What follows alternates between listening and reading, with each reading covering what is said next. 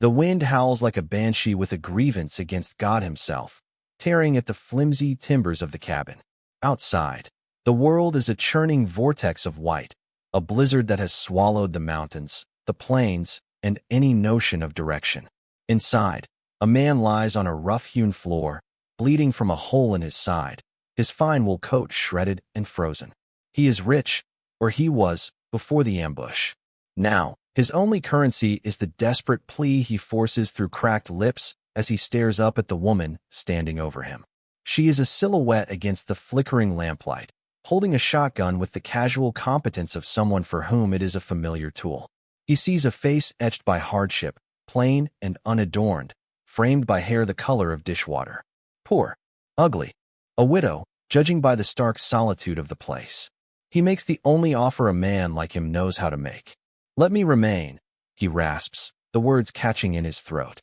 I'll bed you. There's more to this cowboy than meets the eye. Before his true worth and character come to light, tell us, have you ever misjudged someone only to be surprised? And if you love a story of hidden depths, hit like and subscribe. The woman's expression doesn't so much as flicker.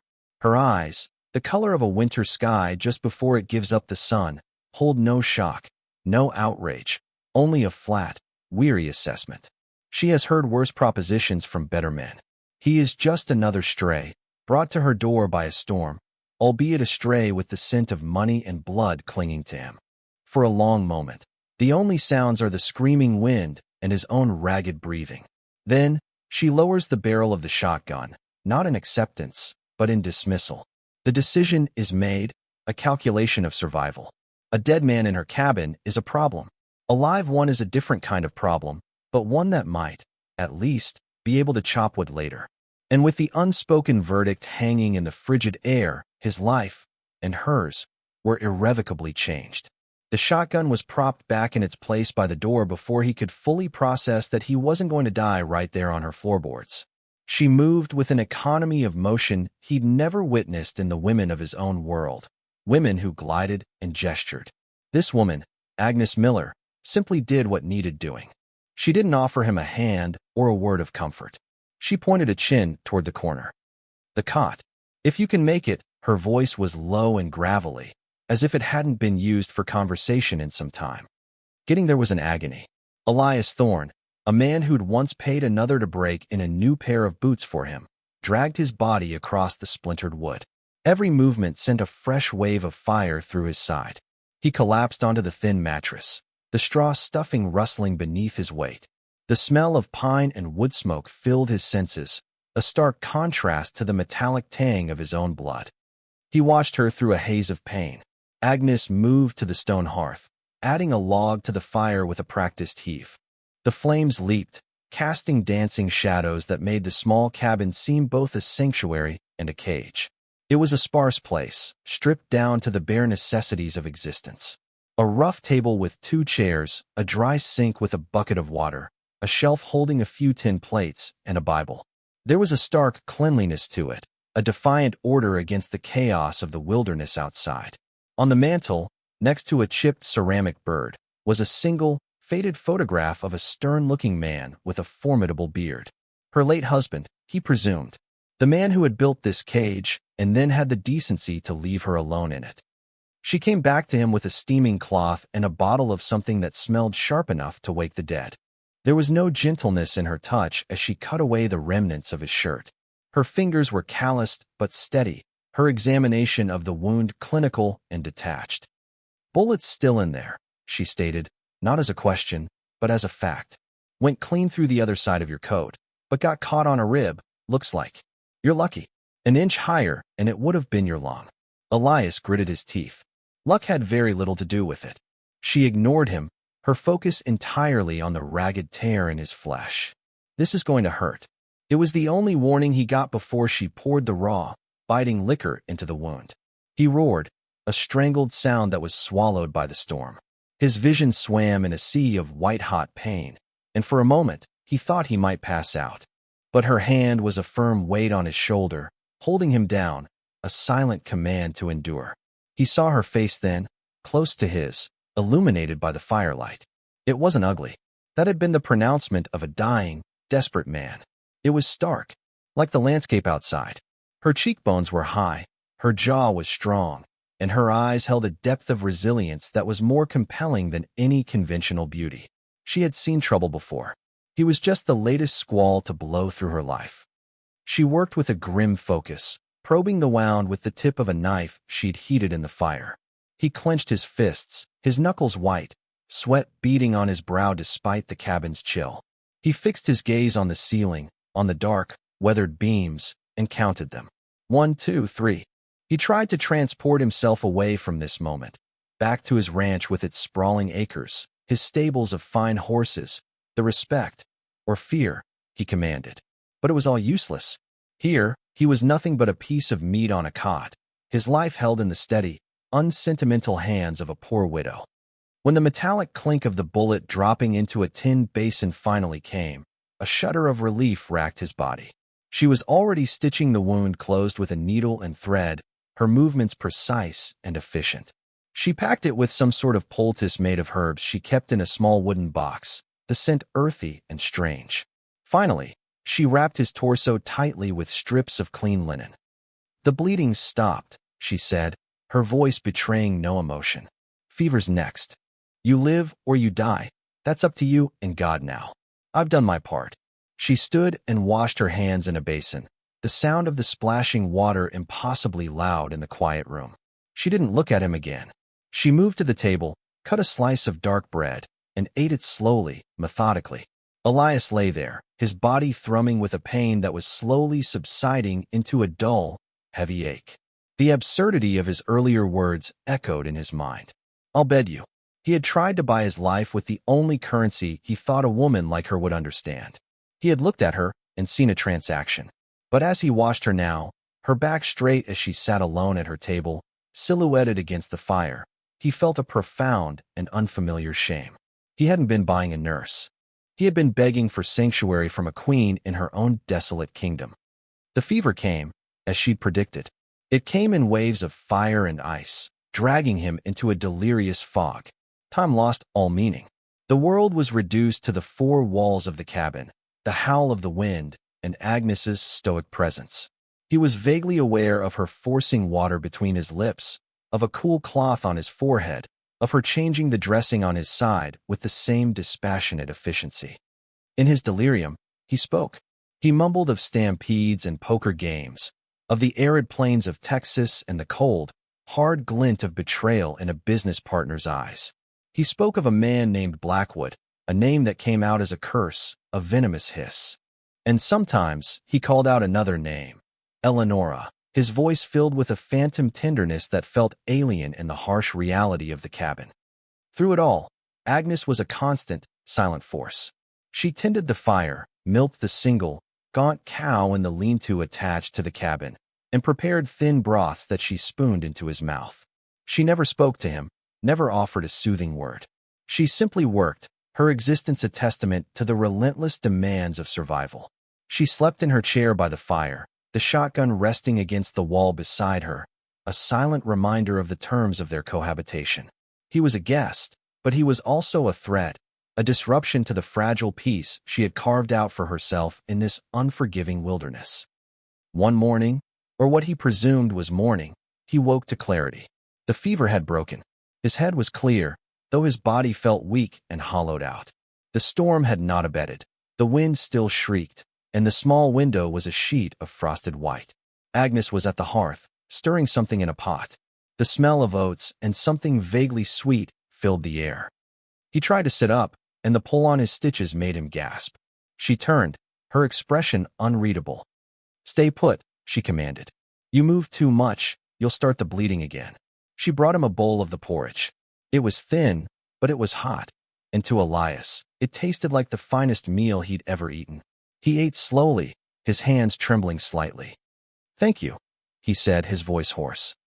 She merely nodded, taking the empty bowl from him. The silence stretched between them, thick and heavy. He felt the need to fill it, to explain himself, to erase the memory of his desperate, insulting proposal. "My name is Elias Thorne." "I know," she said, her back to him as she washed the bowl. "You've been shouting it for 3 days." He felt a flush of embarrassment. "And Blackwood?" Him too. She turned to face him, wiping her hands on her apron. Her gaze was direct, unwavering. You brought a whole mess of trouble to my door, Elias Thorne. When this storm breaks, you and your trouble will be leaving. Of course, he said quickly. I'll pay you for your troubles. Handsomely. A flicker of something, annoyance, perhaps, crossed her features. My troubles, as you call them, aren't for sale. I did what was needful. A dead body is harder to get rid of than a live one. The bluntness of her words stung more than her initial rejection. She hadn't saved him out of compassion. She had saved him out of practicality. He was an inconvenience she was managing. Still, he insisted, his pride wounded. I am in your debt. Then pay it by getting well and getting out, she said, turning back to the fire. The conversation was over. The days that followed fell into a strange, quiet rhythm, dictated by the storm that held them captive. Elias slowly regained his strength. He graduated from the cot to one of the chairs at the table. He watched her, learning the cadence of her life. She rose before the first hint of light, her first task always to check the fire. She moved with a purpose that was both mesmerizing and humbling. Every action had a reason. Every resource was used to its fullest. Nothing was wasted. He saw the darned patches on her dress, the careful way she rationed their meager supply of flour, the gentle way she spoke to the cow, murmuring to it as if it were the only creature worthy of her softer tones. He began to see the details he had missed in his initial, arrogant assessment. He saw the intelligence in her eyes when she read from her Bible in the evenings, her lips moving silently. He saw the strength in her hands, not just from work, but an intrinsic fortitude. And he saw the profound loneliness in the way she would sometimes pause and stare into the fire, her thoughts 1,000 miles away. He started to help in small ways. He learned to peel potatoes without wasting the skin, which she would boil for the cow. He learned to bank the fire at night, so it would be easy to start in the morning. These were tasks he had never imagined doing, yet he found a strange satisfaction in them. It was real work, honest work, a world away from signing ledgers and intimidating smaller ranchers into selling their land. One afternoon, he found her mending one of his shirts, the one she had cut from his body. She was using a fine, almost invisible stitch, her brow furrowed in concentration. You don't have to do that, he said quietly. A good shirt is a good shirt, she replied without looking up. Waste not, want not. It's a principle you live by. She finally paused, looking at him over the fabric. It's the only principle this land understands. He wanted to ask about her husband, about the man in the photograph, but the words wouldn't come. The space between them was still too fragile, too fraught with the unspoken memory of his arrival. Instead, he said, where I'm from, waste is a sign of wealth. Then it's a place for fools, she said, and returned to her stitching. The comment should have angered him, but it didn't. It felt like the truth. He looked at his own hands, soft and uncalloused compared to hers. He thought of the money in his saddlebags, a fortune that was utterly useless here. It couldn't stop the wind, it couldn't heal his wound, and it certainly couldn't earn the respect of the woman sitting across from him. A few days later, the wind finally began to die down. A pale, watery sunlight filtered through the frosted window, the first they had seen in over a week. The world outside was transformed, buried under a thick blanket of pristine, silent snow. The silence was more profound than the noise of the storm had been.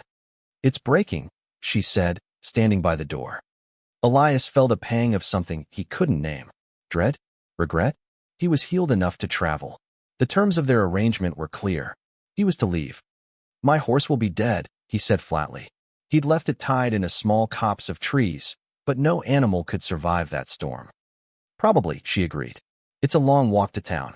10 miles, maybe more with the drifts. I'll manage. They ate their breakfast in silence. The cabin, which had felt like a sanctuary, now felt small and confining again. The end of their enforced intimacy was upon them. He retrieved his saddlebags from the corner where she'd placed them. He took out a heavy leather pouch and placed it on the table. The clink of coins was an obscene sound in the quiet room. This is for you, he said. For my lodging. For the food. For everything. Agnes looked at the pouch, then at him. Her eyes were cold. I told you. I'm not for sale. This isn't a payment for services rendered, he said, his voice tight. It's a gift. A thank you. It's enough to see you through a dozen winters. And what do you think I do every year, Mr. Thorne? I see myself through the winter. I don't need your gold to do it. She pushed the pouch back toward him. I took you in because it was the needful thing to do. Don't cheapen it by trying to buy my charity. Her pride was a wall he couldn't seem to scale. He was used to money solving his problems, smoothing his path. Here, it was an insult. He felt his frustration mounting. What am I supposed to do, then? Just walk away and leave you with nothing? You'll leave me with what I had before you arrived, she said calmly. Peace. Before he could argue further, a sound from outside cut through the stillness. A faint but distinct sound of crunching snow. Not the sound of a deer or a wolf. The sound of men on horseback. Instantly, Agnes was at the window, scraping away a small patch of frost with her fingernail. Her body went rigid. Riders, she said, her voice a low whisper. Two of them. Coming this way. Elias felt his blood run cold. Blackwood. He moved to the window, peering over her shoulder. The two figures were dark shapes against the blinding white of the snow, moving slowly, their horses struggling through the deep drifts. They were still a distance away, but their direction was unmistakable. They must have tracked my horse, he muttered, his mind racing. He was weak, unarmed save for the knife in his boot, and he was trapped. Agnes turned from the window, her face a grim mask. She walked to the hearth and grabbed the shotgun. She checked the load with a practiced motion. The click of the mechanism was a final, damning sound. You have to hide, he said, his voice urgent. They can't find you here. If they know you helped me. And where do you suggest I hide, Mr. Thorne? Under the floorboards. Her voice was laced with a bitter irony. This is my home. I don't hide in my own home. Then I'll go? I'll lead them away. He started for the door, but a wave of dizziness from the sudden movement made him stumble. He was in no condition to run, let alone fight. She looked at him, at his pale face and the desperate resolve in his eyes. For the first time since he'd arrived, he saw something other than stoicism on her face. It was a flicker of something, not pity, something closer to respect. No, she said, her voice firm. You'll stay put. You're in no shape to lead anyone anywhere but to your own grave. She gestured with the shotgun toward the cot. Get back there, and be quiet. He hesitated, his pride warring with the cold, hard logic of her command. He was a liability to her. His presence was putting her in mortal danger. Agnes. My husband, Jacob, she said suddenly, her eyes fixed on the door. He was a stubborn man. He believed in standing his ground. He stood his ground against a bear that came after our chickens. The bear won. She finally looked at him, her gaze piercing. There's a difference between standing your ground and being a fool. Right now, you going out there is a fool's errand. Let me handle this. He had no choice. He retreated to the cot, his heart pounding against his ribs. He felt useless, emasculated. He was Elias Thorne, a man who bent others to his will, and he was cowering on a cot, while a poor widow prepared to face down his enemies with a shotgun. The riders were closer now. He could hear the jingle of their harnesses, the snorting of their horses. Agnes stood by the door, perfectly still, the shotgun held loosely at her side, pointing toward the floor. She was not aiming it, not yet. She was simply waiting. The cabin was silent, a powder keg waiting for a spark. A heavy fist pounded on the door, making the entire frame shudder. Hello in the cabin. We're looking for a man. Seen anyone pass this way? The voice was rough, edged with a cruel confidence. Agnes didn't move. She let them wait, letting the silence and the cold do their work. Elias held his breath. Another pound, harder this time. I know someone's in there. We saw the smoke. Open up. Slowly, Agnes reached out and lifted the heavy bar securing the door. She pulled it open just enough to look out, her body blocking the view of the interior. A blast of frigid air rushed in. Standing there was a large man with a thick, dark beard and a sheepskin coat. His eyes were small and predatory. Beside him, on horseback, was another man, leaner and younger, with a nervous energy about him. It wasn't Blackwood himself, but they were his men. Elias would know them anywhere. Ma'am, the big man said, his voice falsely pleasant. Sorry to disturb you. Name's Jed. We're tracking an outlaw. A man named Thorne. Rode a fine bay stallion. We found the horse dead in the trees yonder. Figured he might have sought shelter from the storm. Agnes looked at him, her expression as flat and unyielding as a stone. Haven't seen anyone. Jed's smile didn't reach his eyes. Now, ma'am, a storm like that, a man would be desperate. He's wounded, too. Might have offered you something for your trouble. Gold, maybe.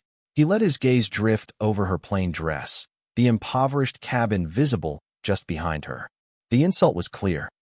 The only thing that's come to my door is the wind, Agnes replied, her voice level. And it wasn't offering gold. The man chuckled, a low, unpleasant sound. He's a dangerous man, this Thorn. A killer. There's a hefty reward for him. We wouldn't want an honest citizen like yourself to get caught in the crossfire, now would we? It was a threat, thinly veiled. Elias's hand tightened into a fist on the rough blanket. He wanted to rise, to confront them, but he knew it would only get Agnes killed. I've seen no one, she repeated, her voice dropping, gaining a hard, dangerous edge. This is my property. You've asked your question. Now be on your way. Jed's smile vanished. His eyes narrowed. We'd like to take a look inside, just to be sure. No, Agnes said.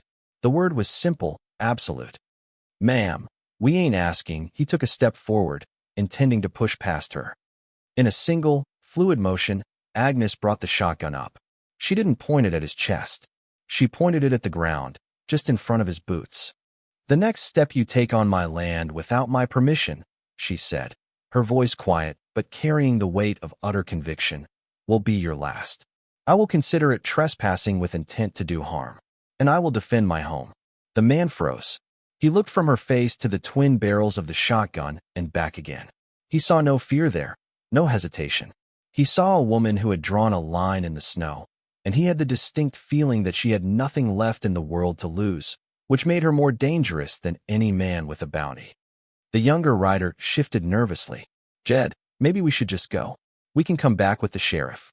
Jed stared at Agnes for a long moment, a battle of wills playing out in the frozen air. He was used to people cowering. He didn't know what to do with a woman who stood her ground as if she were rooted in the earth itself. Finally, with a snarl of frustration, he spat on the snow. Have it your way, old woman. But if we find out you've been lying, that you've been harboring a fugitive, Blackwood ain't a forgiving man. He turned, swung himself back onto his horse, and without another word, he and the other man rode away, their dark forms shrinking against the vast, white landscape. Agnes stood there, unmoving, until they were out of sight. Only then did she slowly close the door, her movements stiff. She leaned against it for a moment, the shotgun still in her hand, and let out a long, shuddering breath. The facade of iron strength fell away, and Elias saw the tremor in her hands. She had been afraid, but she had stood her ground anyway. He got up from the cot, his own weakness forgotten. He went to her, stopping a few feet away. The space between them felt charged, different. Agnes, he said, his voice thick with an emotion he couldn't define. It was awe, gratitude, something more. She didn't look at him. She just stared at the wooden door as if she could still see the men on the other side. They'll be back, she whispered. With more men. With the law on their side. I'll be gone before then, he said. Tonight. As soon as it's dark. She finally turned to look at him. There were no tears in her eyes, but they shone with a fierce, desperate light. And go where? You'll freeze or starve before you reach the next town. Or they'll track you down in the snow like an animal. It's my fight, not yours, he insisted. I brought this on you. I won't see you harmed because of it. You think leaving is the only way to protect me? She asked, a bitter laugh escaping her. They saw you. Jed saw you. I saw it in his eyes. He wasn't sure, but he suspected. When they come back, and I'm here alone, what do you think they'll do to the old woman who lied to them? The terrible truth of her words settled over him like a shroud. By staying, he endangered her. By leaving, he condemned her. He had dragged her into his mess, and there was no clean way out. He looked around the small cabin, at this tiny fortress of solitude she had built, and realized he had breached its walls and brought the enemy to her gate. He felt a rage build within him, a rage at Blackwood, at the riders, but mostly at himself, at his own arrogance and helplessness. There must be a way, he said, more to himself than to her. He began to pace the small space, his mind working furiously. Blackwood has the local sheriff in his pocket. A legal claim. They need a warrant to search your home, but the sheriff will just give them 1 inch. He stopped, looking at her. Unless, Unless I'm not just a stranger you're harboring. Agnes watched him, her expression wary. What are you saying? He took a breath, the idea taking shape in his mind, audacious and insane. It was a gamble, a desperate play, but it was the only one he had. He walked back to the table and looked her in the eye. His earlier proposition, the crude and shameful offer of a dying man, echoed in his memory. This time, the words would be different. The meaning would be different. Agnes, he began, his voice low and steady. They can't accuse you of harboring a fugitive if that fugitive is your husband. He saw the shock register on her face, and he rushed on before she could refuse. It's a lie, of course. A temporary arrangement. We go to the circuit judge in the next town, we file the papers. A man has a right to be in his own home, with his own wife. They couldn't touch us. Blackwood's legal reach has its limits. He can't throw a man's wife off her own land. She stared at him, speechless. Her face, which he had once thought ugly, was now the most expressive canvas he had ever seen. He could see the conflict in her eyes, the shock, the fear, the flicker of a desperate hope. You're insane, she finally whispered. I'm desperate, he countered. We're desperate. This is the only way to protect you, to give us both a fighting chance. Once this is over, once I've cleared my name, I'll give you an annulment, money, whatever you want. I'll disappear from your life forever. I swear it. He was offering her a business transaction again, but this time it felt different. It wasn't a crude bargain for his life. It was a calculated strategy for theirs. He was offering her the shield of his name, a name that, while currently attached to a fugitive, still carried the weight of wealth and influence that a man like Blackwood would have to respect, at least legally. She turned away from him and walked to the hearth, staring into the flames. He could see the tension in her shoulders, the turmoil in her mind. He had asked her to lie, to bind herself to him, a man she barely knew, a man who had brought nothing but violence and danger to her door. It was an impossible choice. My husband, Jacob, she said softly, her back still to him. He was a good man, a hard man, but a good one. He built this cabin with his own hands. He promised he would always keep me safe here. Her voice broke on the last word. He's been gone 3 years. Elias said nothing. He simply waited, letting the weight of her grief and his proposal fill the silence. He had asked her to betray the memory of her husband, to share his name, his home, with a stranger. Finally, she turned around. The firelight caught the unshed tears in her eyes, making them glisten. But her jaw was set, her expression resolute. She had made her decision. If we do this, she said, her voice barely a whisper, but clear as a bell, there are conditions. Relief, so potent it almost buckled his knees, washed over him. Anything. This is my home. We do things my way. And this arrangement, she said the word as if it tasted foul, it is a lie in name only. You will sleep on the cot. You will not touch me.